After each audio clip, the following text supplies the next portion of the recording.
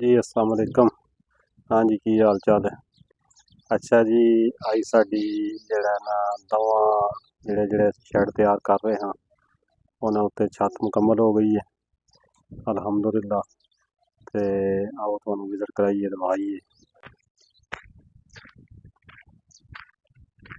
असल च गर्मी की वजह नाल असां ते माल नहीं पाया ते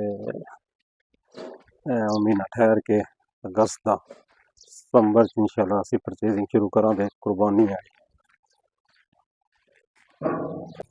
यह गेट असां इथों जेड़ा पढ़ते हैं ये असी वो अगे लै जाते उत्थे यह दीवार भी दरम्यान वाली असा करा देनी है। यह तीनों शैड जेड़े ने फिर कट्ठे हो जान दे। इस गेट नूं असी उत्थे एंड ते लै जाना। लो जी यह छत है जेड़ा इजहार दी छत असां इहदे पवाई है ते वेखो हिसाब लाओ भी ठीक हो गया कम। विखाओ जी एक बारी सारी अंदरों भी जाके ना गैलरी दे विचों उधरों भी जेड़ा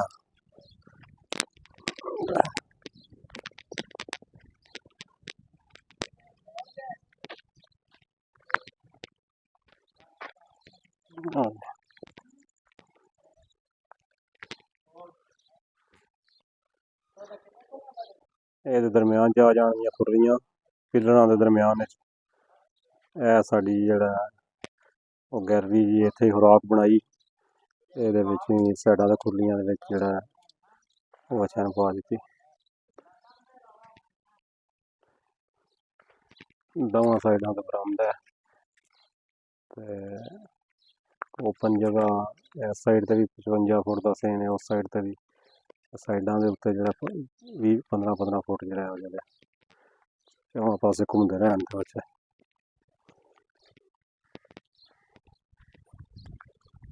हाँ जी की मसला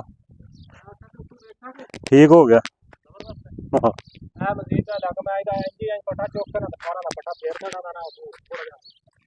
हाँ ठीक हो नहीं ठीक हो गया बेहतरीन हो गया।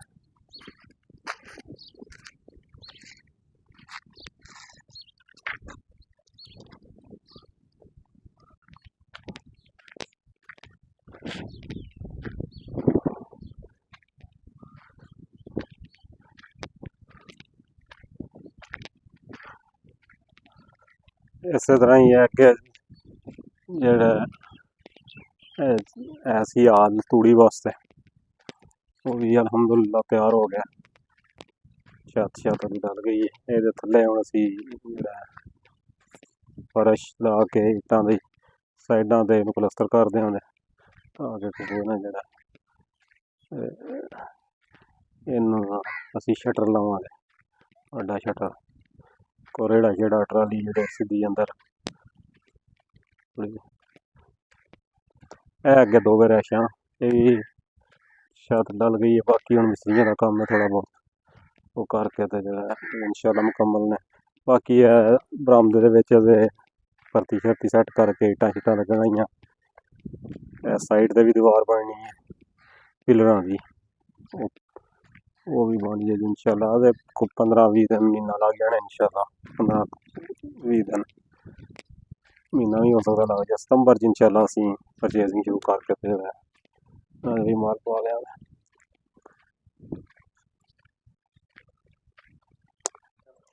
ठीक है जी इंशाल्लाह अगों फिर जेड़ा नैक्सट कोई जेड़ा कम्म होंदा ते फिर वो भी तुहानू चेक करांगे मुकम्मल हो गए सारे फिर तुहानू विखा के ते परचेजिंग जिस दिन करन गए उस दिन भी तुहानू नाल करांगे इंशाल्लाह। अल्लाह खैर रखे बड़ा जबरदस्त हो रहा कम्म।